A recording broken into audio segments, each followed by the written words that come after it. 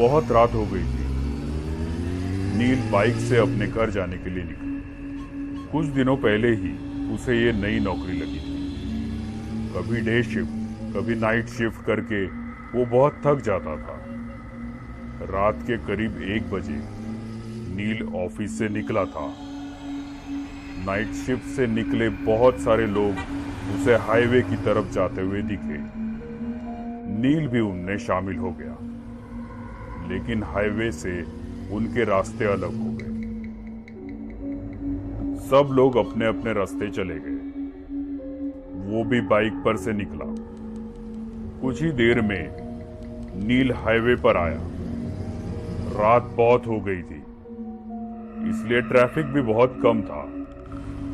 उसे अपने स्पीड में बिल्कुल कंट्रोल नहीं था। कभी कभार ही उसे सामने से कोई कार आती दिखती थी या फिर ओवरटेक करती थी।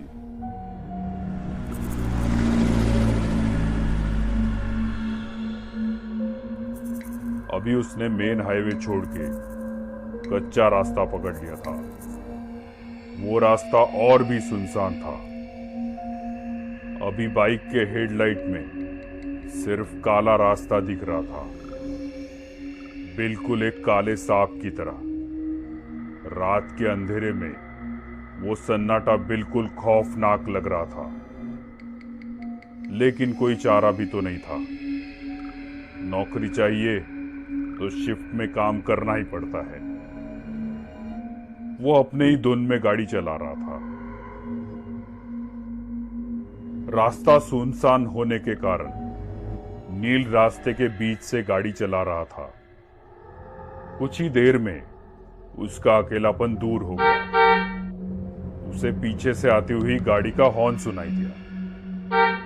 उसने उस गाड़ी को साइड दी। कुछ ही समय में एक कपल बाइक पर से उसे ओवरटेक करके चला गया। शायद वो पति पत्नी थे। लेकिन एक बात नील के ध्यान में आई कि पीछे बैठी हुई औरत ने साड़ी पहनी थी और उसका पल्लू पीछे वाले पहिए से बिल्कुल नजदीक था। हवा के झोंके से वो कभी भी बाइक के पहिए में अटक सकता था, और अगर वो पल्लू अटक गया तो पता नहीं क्या अनर्थ हो सकता था। नील ने बाइक का स्पीड बढ़ाया और उस बाइक को ओवरटेक करते हुए कहा, बहन जी, आपका पल्लू पहिए में अटक सकता है। ऐसा कह के नील आगे निकल गया। नील के मन को एक राहत मिली कि मैंने किसी की मदद की, क्योंकि आजकल ऐसे वीडियोस कितने सोशल मीडिया पे आते रहते हैं कि एक लड़की बाइक पे बैठी है और उसका पल्लू बाइक के पहिए में अटक गया। दोनों गिर गए और जख्मी हो गए। ये सोच में नील था कि अचानक वही बाइक वाला फिर से निकल के आगे चला गया। लेकिन ये क्या, उसकी बीवी कहाँ गई? वो वहां नहीं थी। कहाँ गई होगी? नील ने गाड़ी का स्पीड बढ़ाया और उसे पूछा, भाई साहब, आपके पीछे बैठी हुई आपकी पत्नी कहाँ गई? उनका पल्लू बाइक के पहिए में अटकने वाला था, तो मैंने उनको बताया था। उस बाइक वाले ने अपनी बाइक साइड में लगाई। वैसे नील ने भी अपनी बाइक उसके साइड में लगाई। नील ने कहा, क्या हुआ भाई साहब, आपकी बीवी कहाँ है? वो पीछे ही तो बैठी थी ना। उस बाइक वाले का पूरा शरीर डर के मारे कपकपाने लगा। उसने कुछ नहीं कहा, सिर्फ अपनी डर भरी आंखों से पीछे मुड़ के देखा तो वो रास्ता और भी डरावना लग रहा था। नील ने उससे कहा, क्या हुआ, आप इतना डरे हुए क्यों हो? वो नील को देखते ही रह गया और फिर उसने पूछा, मेरे बाइक पर किससे बैठे देखा आपने? मतलब आप उसे नहीं पहचानते? मैं जॉब से घर जा रहा था अकेले, और मैंने किसी को लिफ्ट भी नहीं दी थी।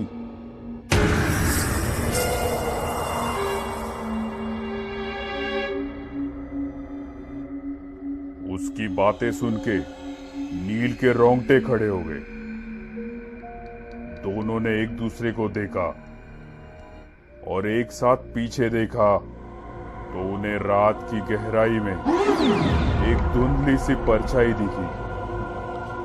वो देखते ही दोनों की आंखें खौफ से फटी की फटी रह गई।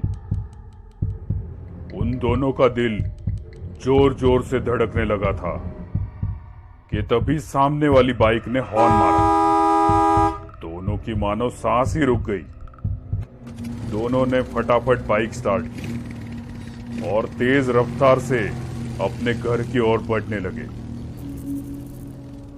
नील घर पहुंचा तो रात के 2 बजे थे। वो अपने बिस्तर पे लेटा, लेकिन उसे नींद नहीं आ रही थी। अपने पूरे करियर में उसने ये चीज पहली बार ही देखी थी। रह रह के उसके मन में एक ही ख्याल आ रहा था, क्या मैंने जो देखा वो सच था? कितनी बार वो वही रास्ते से गुजरा था, लेकिन आज तक उसे ऐसा खौफनाक अनुभव नहीं हुआ था। बाइक पे बैठी वो औरत, उसकी लाल साड़ी, कैसे मुमकिन है ये? लेकिन ये अनुभव एकदम असली था। उसे तो अब अपने खिड़की के पर्दे भी उस लाल साड़ी वाली औरत के पल्लू जैसे दिख रहे थे। ऐसे लग रहा था कि बार बार कोई उसका नाम पुकार रहा है। उसे तो अब खिड़की की ओर देखने के लिए भी डर लग रहा था। जब भी वो पर्दा हिलता, बस उसे वही सब याद आता। वो उठा और उसने खिड़की बंद कर दी। जैसे ही वो मुड़ा,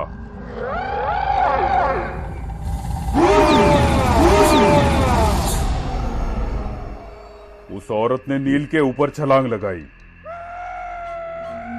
नील डर के मारे चिल्लाने लगा। देखा तो वो सपना था।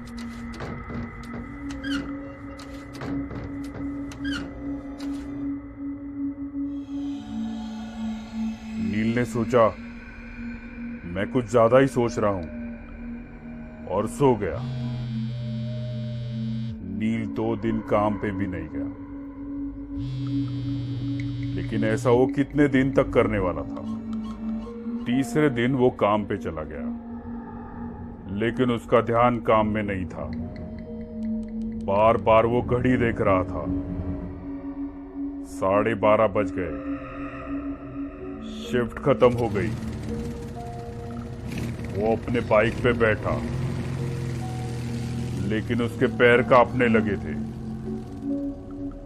सोच सोच में वो कब हाईवे से निकल के कच्चे रास्ते पे आया, ये उसे पता ही नहीं चला। अब उसे ज्यादा डर लगने लगा था। उसे सब याद आने लगा कि पीछे से एक गाड़ी का हॉर्न सुनाई दिया। नील के रोंगटे खड़े हुए। क्या वो औरत फिर से उस आदमी के पीछे बैठी हुई होगी? क्या वो मुझे फिर से दिखेगी? सिर्फ उसे उसके हार्ट बीट सुनाई दे रहे थे। शरीर पूरा पसीना पसीना हो गया था। दूसरी बाइक आगे जाने की कोशिश करने लगी। नील ने सोचा, मैं उसके पीछे देखूंगा ही नहीं। लेकिन आखिर उसने पीछे देख ही लिया, तो उसके पीछे कोई नहीं था। नील ने एक राहत भरी सांस ली। उसकी जान में जान आ गई। कलेजे का डर अब खत्म हो गया था। नील ने बाइक वाले की ओर देखा और थोड़ा स्माइल किया